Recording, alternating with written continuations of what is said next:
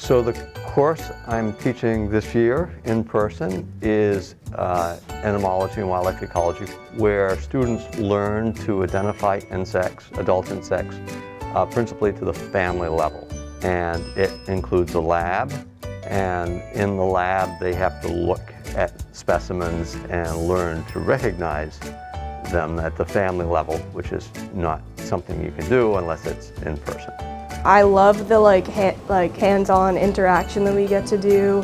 The labs are really cool. We're always looking at different insect specimens, and yeah, it's just really neat. You know, it's just, you really learn how to zone in and look at these tiny little structures and use a microscope and, you know, really get familiar with something so small. So I think it's just the atmosphere that you get to surround yourself with.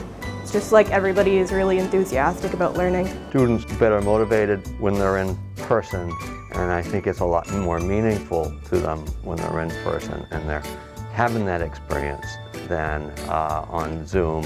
usually most of the students in this class are really engaged in the class. They took it for a reason because they're interested in wildlife or insects.